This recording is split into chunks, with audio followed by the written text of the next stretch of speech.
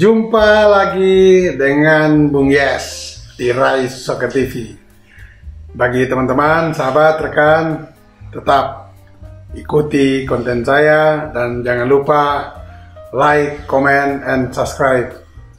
Kembali saya akan membahas materi khususnya proses dan waktu demi waktu, hari demi hari menuju Kongres luar biasa pemilihan yang akan berlangsung 16 Februari nanti. Kurang dari 4 minggu atau 3 minggu lebih dikit. Kita akan ada di tanggal 16 Februari dan kita semua akan menikmati, mengikuti proses pemilihan Ketua Umum PSSI. Kali ini saya akan mau mengangkat isu tentang mengapa sih masih ada saja pelanggaran-pelanggaran kecil yang ya cukup prinsip, tetapi mereka sengaja lakukan, khususnya kepengurusan PSSI ya maupun Balon Esko yang akan bertarung dalam Kongres nanti. Tanggal 23 Januari nanti KP dan KBP atau Komite Pemilihan dan Komite Banding Pemilihan telah mengeluarkan keputusan penyaringan Balon Esko sesuai dengan pendaftaran mereka.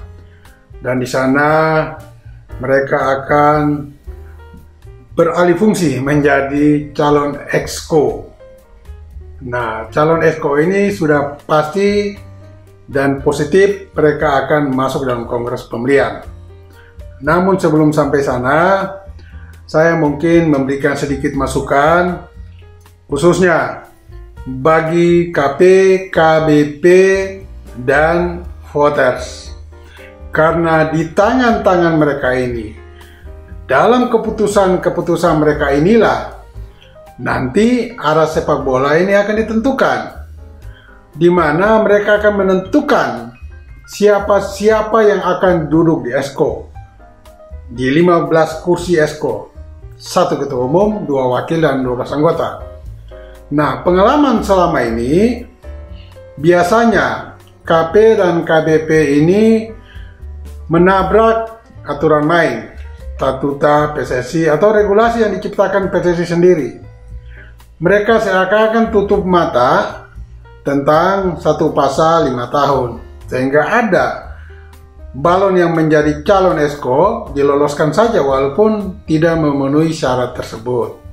Nah, saya minta dan juga tentu masyarakat sepak bola minta KP dan KBP marilah bekerja dengan nurani, dengan kejujuran, dengan transparansi untuk memperbaiki sepak bola, karena di tangan-tangan Anda Ketua KP Amir Burhanuddin dan di tangan Ketua KBP Gusti Randa.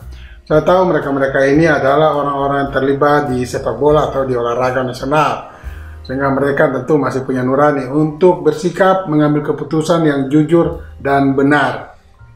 Karena di tangan mereka ini kalau salah mengambil keputusan dan meloloskan mereka yang tidak memenuhi syarat, maka Anda ikut bertanggung jawab.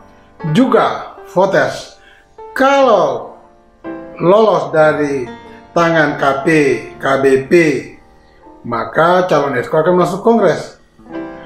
Voters akan menjadi penentu terakhir untuk siapa-siapa lolos ke 15 Esko tersebut. Dan biasanya voters ini, ya sorry to say, mereka membawa misi-misi tertentu, ada misi pribadi, misi kelompok, tapi ada juga beberapa, dan itu minoritas, yang masih punya nurani untuk memilih demi sepak bola, melihat dari kepentingan sepak bola, bukan kepentingan pribadi atau kelompok. Namun kali ini kami semua berharap voter-voter ini memilih nanti siapa-siapa di Kongres berdasarkan hati nurani mereka demi kepentingan sepak bola 4 tahun ke depan. Karena dari pengalaman terutama dua periode terakhir di bawah kepemimpinan Edi Rahmayadi maupun Muhammad Iriawan, Anda inilah yang ikut bertanggung jawab dalam kehancuran sebelum ini. Karena Anda memilih orang-orang yang tidak kapabel, sehingga rusaklah PSSI sampai hari ini.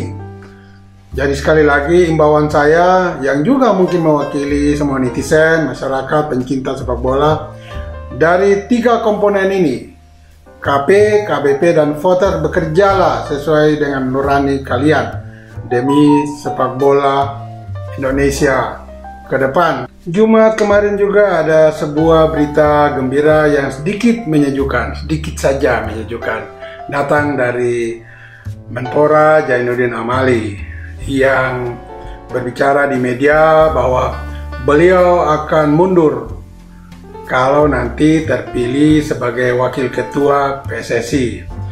Saya kira bagus sekali berita ini dan sikap Zainuddin Amali untuk memundur. Tapi alangkah indah dan lebih elok dan bijaksana kalau Pak Amali mundur sebelum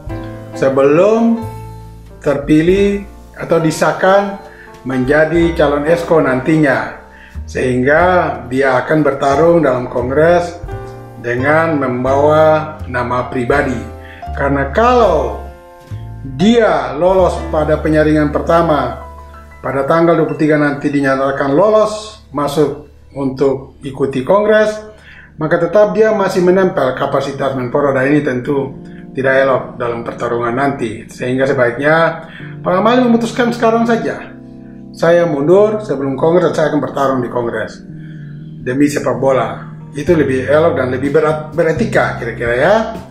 Nah, kembali juga tentang pergerakan beberapa calon ketua umum dari 5 orang.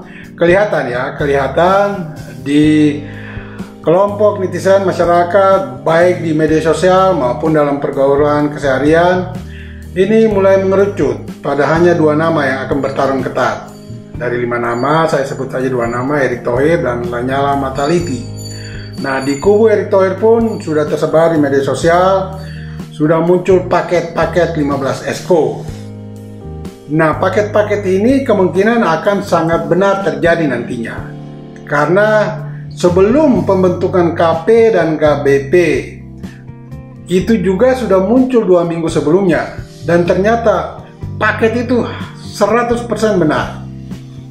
Sehingga bukan tidak mungkin nanti paket-paket yang sudah dimunculkan oleh kandidat-kandidat ketua umum sangat mungkin akan menjadi kebenaran. Pertanyaannya, kok mereka sudah, dalam tanda petik, sudah menang sebelum bertarung? Ini sama persis dengan apa yang dilakukan dalam format kompetisi Liga 1 PSSI beberapa tahun terakhir, di mana kompetisi belum berlangsung, juara sudah disebut-sebut, tim X bakal juara, dan terjadi. Apakah ini juga nanti akan terjadi? Kongres belum mulai, tetapi paket 15 EXCO sudah terbentuk. Nah, ini sebetulnya tidak boleh terjadi. Karena mengapa? Pemilihan di Kongres nanti itu ada 3 tahapan pemilihan. Yang pertama, dipilih dulu ketua umum. Setelah ketua umum terpilih, baru kemudian yang kedua dipilih wakil ketua. Ada 2 wakil ketua. Setelah itu baru dipilih 12 anggota. Ini berbeda dengan pilpres, misalnya dipilih presiden nanti akan menentukan kabinet. Ya, itu fine-fine saja kalau sebelum pemilihan presiden sudah, atau calon presiden sudah mengumumkan calon kabinetnya si A sampai si Z misalnya. Wajar saja, karena dia yang akan menentukan kabinetnya dia, bukan dipilih rakyat. Tetapi untuk pemilihan ketua umum PSSI berbeda. 15 EXCO ini dipilih oleh voters, sehingga alangkah tidak benar, tidak fair play-nya ketika katakan si X ketua dan 14 orang juga sama dengan paket sebelumnya. Berarti ini sudah diatur sebelumnya. Ini tidak boleh terjadi dan masyarakat harus tahu ini. Jangan sampai ini terjadi. Nah, saya imbau juga kepada baik 2 orang yang lebih mengerucut untuk bersaing ketat nanti, Erick Thohir dan Lanyala Mataliti. Anda bertarung fine-fine sajalah. Tidak usah terlalu berlebihan mengumumkan paketnya saat ini, dan itu kemungkinan akan terjadi. Dan satu lagi, pesan saya kepada 5 kandidat calon ketua umum, sebaiknya Anda juga jangan melibatkan mantan SO atau SO yang sekarang ini dalam paket Anda. Karena mereka ini bagian dari permintaan rekomendasi TGIPF untuk mundur dan dipilih pengurus atau SO yang baru. Kalau misalnya Erick Thohir atau Lanyala Mataliti terpilih sebagai ketua umum dan di paket Anda atau di format esko Anda melibatkan satu saja esko lama, berarti Anda tidak membawa ide yang dicetuskan oleh Presiden Jokowi bahwa sepak bola PSSI atau sepak bola Indonesia segera ditransformasikan. Di mana transformasi itu terjadi, Pak Erick, Pak Lanyala? Kalau Anda sendiri masih mengusung muka-muka lama di esko, ini tidak benar. Lebih khusus ya kepada dua orang ini pesan saya, supaya sebaiknya di paket Anda, kalaupun Anda lolos, sebaiknya Anda tidak melibatkan muka-muka lama di struktur keanggotaan esko Anda, karena ini tentu tidak baik. Bagaimana Anda memulai bekerja dengan baik kalau Anda sendiri telah melanggar peraturan, melanggar rekomendasi pemerintah untuk tidak melibatkan lagi mereka?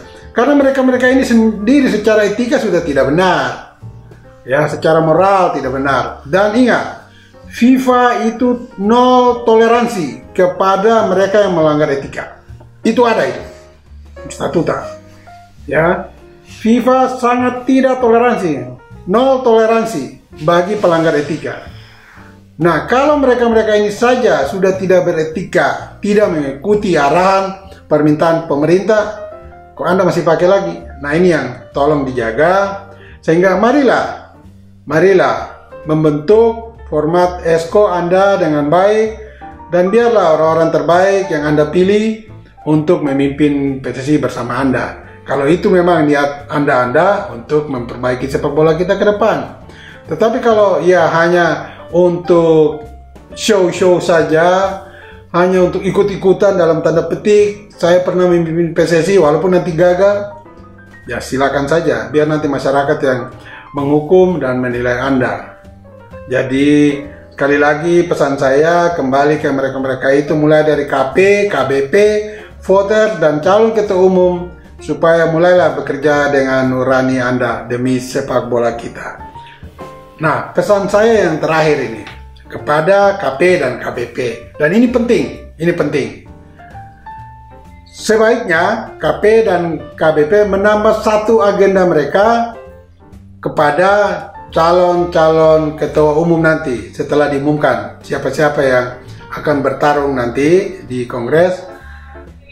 Agenda tersebut adalah berikan kesempatan kepada mereka berdebat di media, khususnya media televisi. Karena di sanalah mereka bisa menjawab semua dukungan maupun saran dan kritik terhadap diri mereka.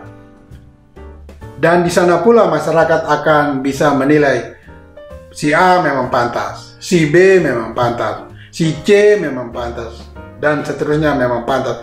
Atau tidak, masyarakat juga bisa bilang, kau tidak benar, kau ini melanggar peraturan. Nah, jadi sekali lagi permintaan saya, tolong KP dan KBP siapkan wadah debat antar calon ketua umum PSSI di media televisi. Dan ingat, bola itu bulat. Giring terus!